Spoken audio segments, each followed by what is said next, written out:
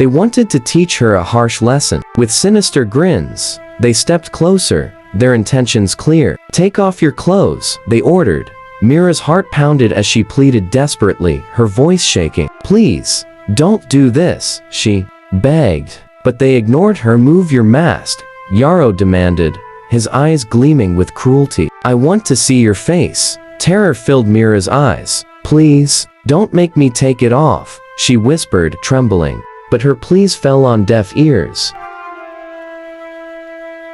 Meanwhile, under the evening sky, painted in deep, menacing red, Liana, heavily pregnant and dressed in tattered rags, fled from the village of New Mara. Her bare feet pounded against the rough ground, sharp stones cutting into her soles as furious voices echoed behind her. "Stop, Liana!" The men bellowed, their rage filling the air. Stones flew past her, barely missing their mark. But she couldn't stop. She wouldn't. With every ounce of strength left in her frail body, Liana pushed forward, diving into the dense, shadowy forest. The branches clawed at her skin as she fought her way through. At last, she emerged onto a desolate road, gasping for breath. The angry voices faded behind her, swallowed by the silence of the forest. But her ordeal was far from over. Her knees buckled, and she collapsed onto the cold, hard ground.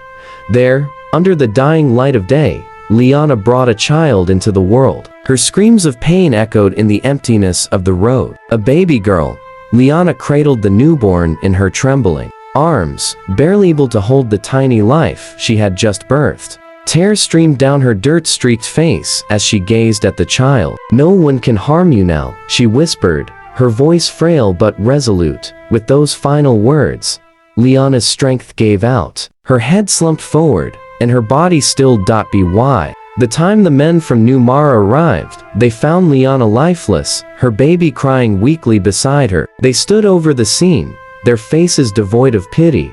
"We must take her body back," their leader commanded. "The rites must be performed before sunset." Two men bent to lift Liana's corpse, their movements hurried and mechanical.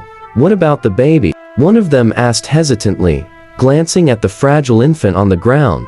The leader's face twisted in irritation. "The child was not meant to survive. Leave it here. The spirits will decide its fate."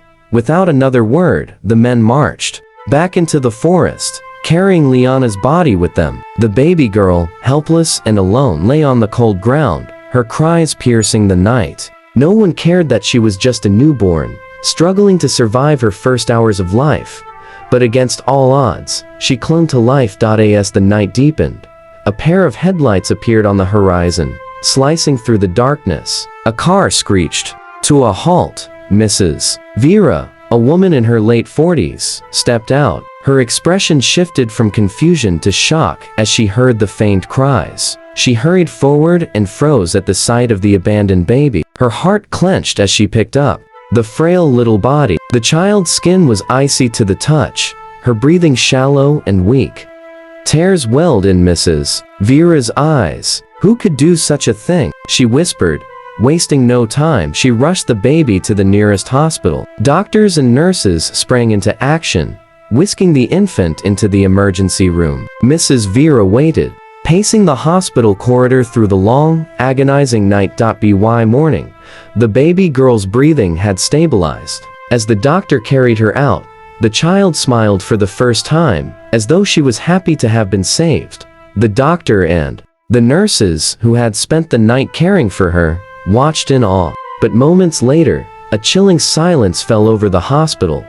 The doctor, who had been the first to tend to the child, suddenly collapsed in his office lifeless. Panic erupted. One by one, the nurses who had witnessed the baby's first smile also dropped to the floor, their lives snuffed out without explanation. The hospital descended into chaos, and whispers of a curse spread like wildfire. By the time Mrs. Vera brought the baby home, the joy she had once felt had been replaced by a deep, unsettling fear. As she sat in her living room, watching the infant sleep, a single question haunted her.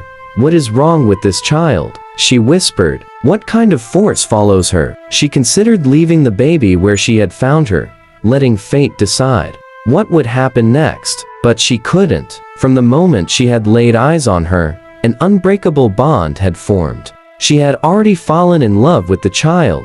Mrs. Vera made a decision that day. She would protect the baby whom she named Mira. She would shield her from the world, and shield the world from her. For 5 years, Mrs. Vera and Mira lived a quiet, secluded life. Wearing a nose mask became a daily routine for Mira. It was the only way to ensure she never accidentally smiled at someone, never unknowingly caused another tragedy. Each morning, Mrs. Vera would kneel before Mira and whisper the same warning: "Never take off this mask. Under no circumstances should you smile at anyone." And Mira obeyed. Her young mind accepted the rule as an unchangeable part of life.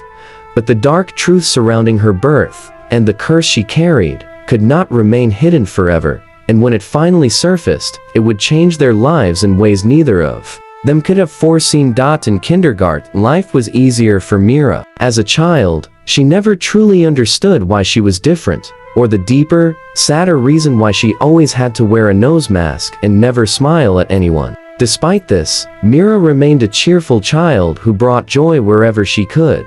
But by the time she turned 16, Mira had withdrawn into her own world. High school was nothing like kindergarten, where her peers had been too young to question her oddities or the ever-present mask. Things had changed. Mrs. Vera had just transferred Mira to Crestview High after Mira could no longer endure the relentless torment at her former school. The girls there had mocked her constantly for wearing a mask, their words cruel and unforgiving. The bullying had grown unbearable, forcing Mrs. Vera to make the difficult decision to find her a new school. Now, as Mrs. Vera and Mira sat in the principal's office at Crestview High, the head teacher's voice was firm and reassuring. "Don't worry, Mrs. Vera. Your daughter is in good hands. She is safe here. Our school does not tolerate bullying, and I will personally ensure that no one mistreats her," the head teacher promised with a confident smile. Mrs. Vera felt a wave of relief, thanking the head teacher. That day, before leaving, she hugged her daughter tightly and whispered words of encouragement. "Be strong, my love. Be brave. The world may not understand you, but never be afraid of it." Mira nodded, watching her mother leave. But as soon as she turned back toward the school, she felt it, the stairs. The moment she stepped into the hallway, eyes followed her, as if something unusual had just entered their world. Or was it all in her mind? She pushed her worries aside and stepped into her new classroom. The room was alive with chatter and laughter, students settling into their seats. For a moment, Mira dared to hope that this time would be different. Then she sat down. A sickening squish met her ears. She froze, then slowly stood back up, dread creeping up her spine. Chewing gum, someone had planted it on her chair as a cruel welcome.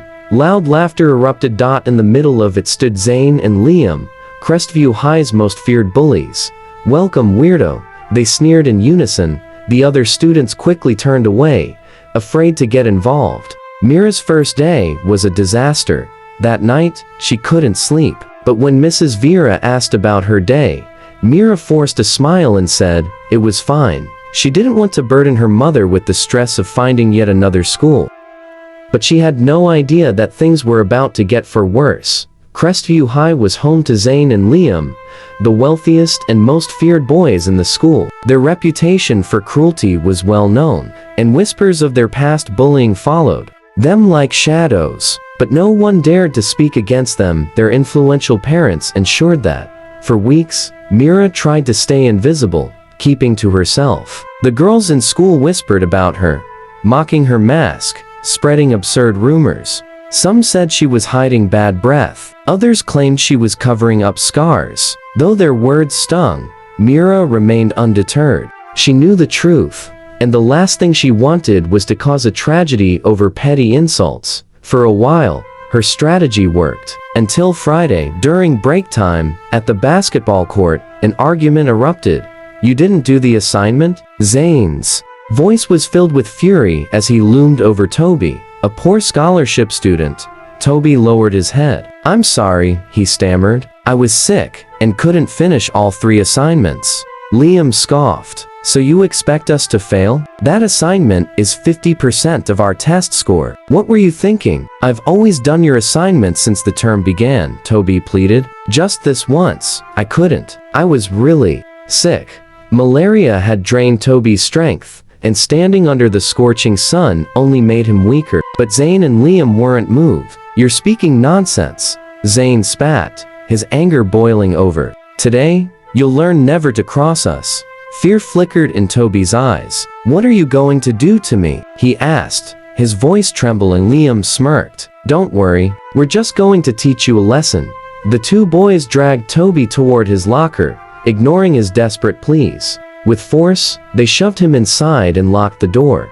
Then, they turned to leave only to find Mira standing in the hallway, wide-eyed with shock. What are you looking at, weirdo? Zane barked. Mira's heart pounded. She had seen them doing something to Toby, but she wasn't sure what. Maybe they had stolen from his locker? She quickly convinced herself of that and hurried back to class, avoiding confrontation.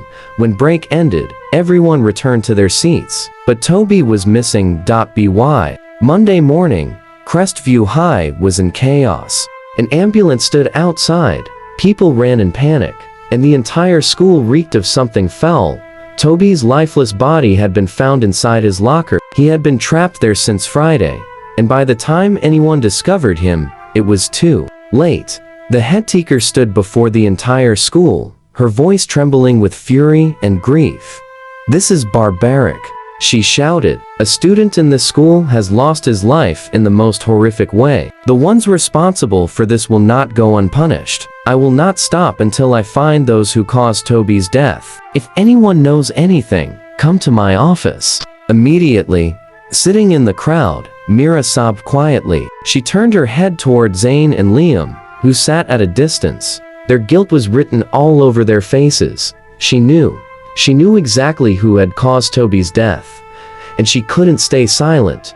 If only I had known, she whispered, tears slipping down her face. If I had realized it was Toby trapped in there, I would have helped him. I could have saved him. After the assembly, Mira made a decision. She would go to the head teacher. She would tell the truth. But before she could, something terrible happened. During break time, Mira was knocked unconscious, kidnapped. When she opened her eyes, she found herself on the cold floor of the school's basement. Above her, Zane and Liam towered over her, their expressions dark with panic.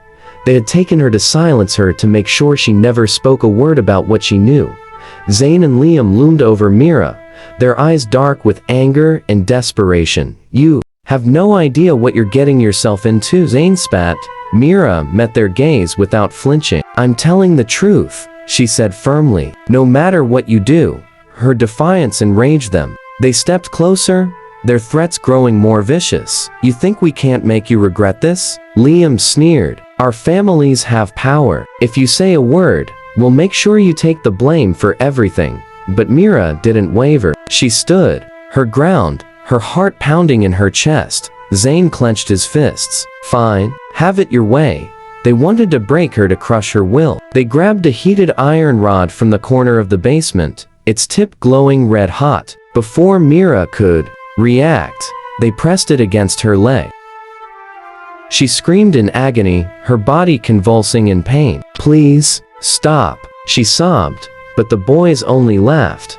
This is just the beginning, Liam murmured. The searing pain made her vision blur, but deep inside, something stirred, something dark, something ancient. Still, the boys weren't satisfied. Take off your mask, Zane ordered suddenly. I want to see your face.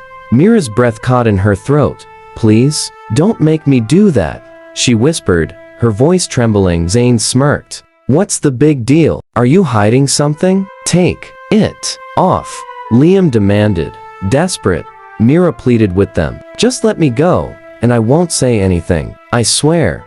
The boys only laughed. You're not going anywhere until we get what we want, Zane said. With no other choice, Mira's hands shook as she reached for the mask. Tears rolled down her face as she slowly pulled it away. The basement fell silent. Zane and Liam stared. Their mocking smiles froze. Their bodies stiffened. A deep, guttural gasp escaped Zane's lips as his face contorted in horror. Liam's knees buckled. Mira's mouth curled into an eerie smile. The boys tried to move, to scream, but their bodies betrayed them. Their throats clenched, their vision darkened, and an unbearable pressure crashed down on them like an unseen force. Mira took a step forward. The air around her felt wrong. The shadows in the basement twisted unnaturally. The boys' eyes widened in pure terror. Then, everything went black. Back in class, students were already seated when Zane and Liam stumbled into the room, looking pale and unsteady. They collapsed into their seats, their breath ragged. The teacher arrived and began the lesson, but only 5 minutes passed before Zane suddenly stiffened, his eyes rolling back. He let out a strangled gasp, then collapsed onto his desk. The classroom erupted into chaos. Before anyone could process what was happening, Liam let out a horrified wheeze, his hands clutching his throat, as if something unseen was strangling him. His body convulsed, then fell. Still, screams filled the room. Students fled in terror. Teachers rushed in, but it was too late. Both boys were gone. An hour later, the school was swarming with emergency personnel. Rumors spread like wildfire. 2 students found dead in lockers the week before. Now, 2 more had dropped dead in class without warning. Crestview High was in turmoil.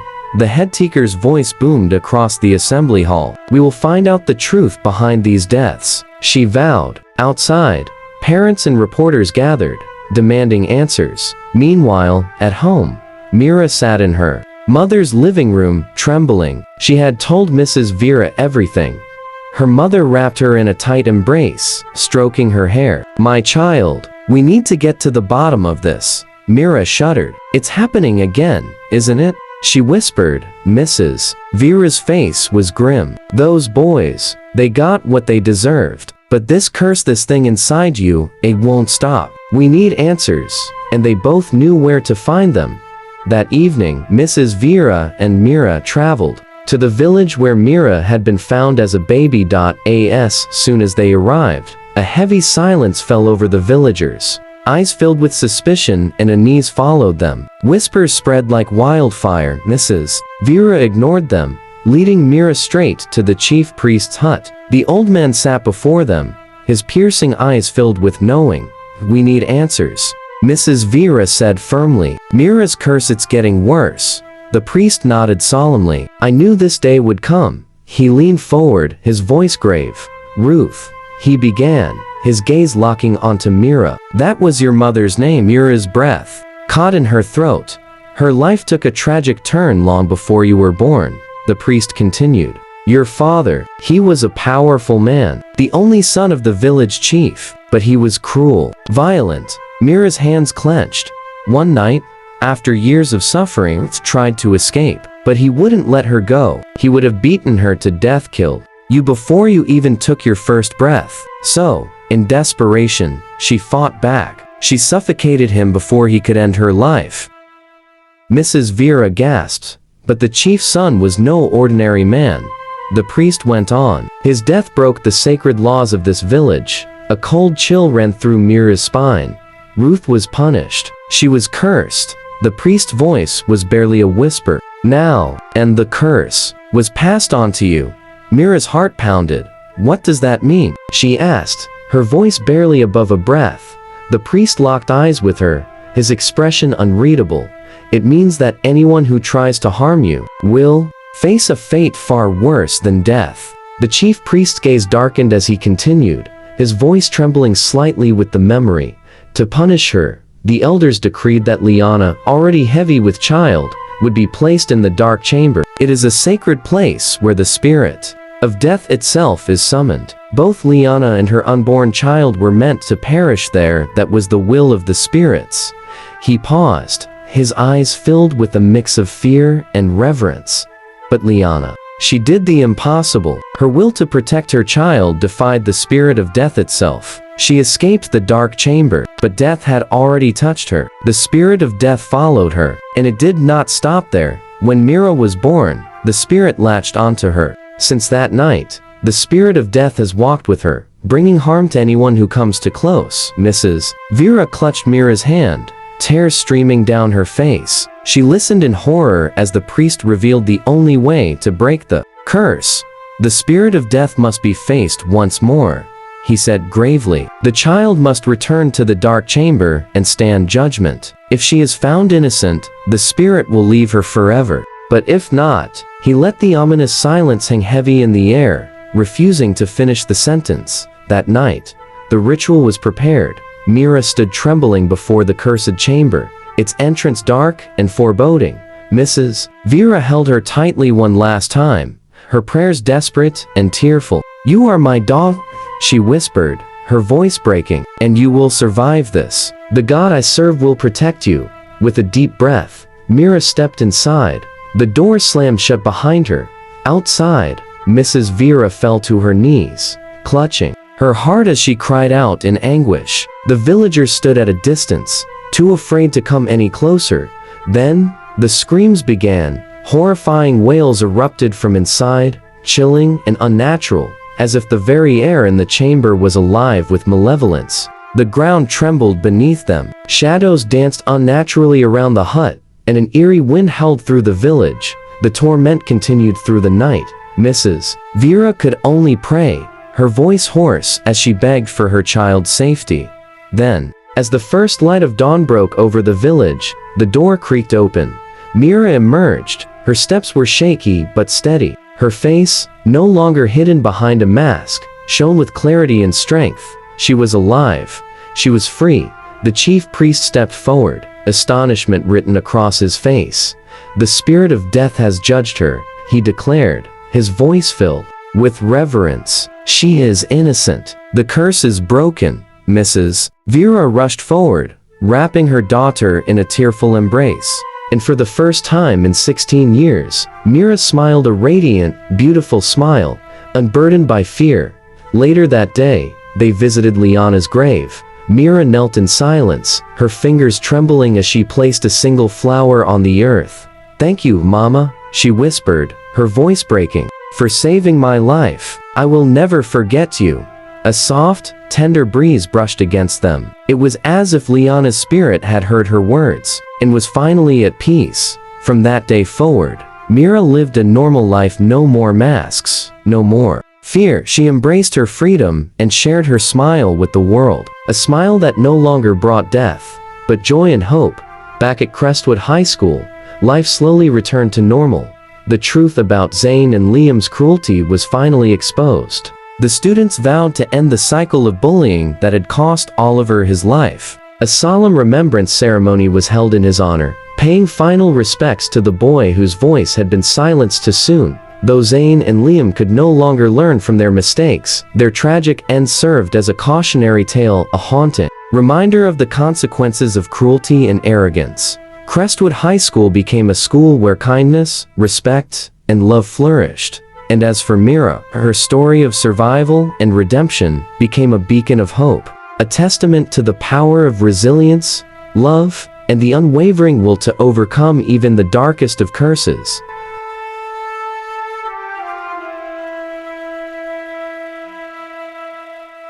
Thank you so much for watching. Please don't forget to subscribe to my channel, leave a like, and share your thoughts on this story. Until we meet again, stay blessed, and I'll see you in my next story.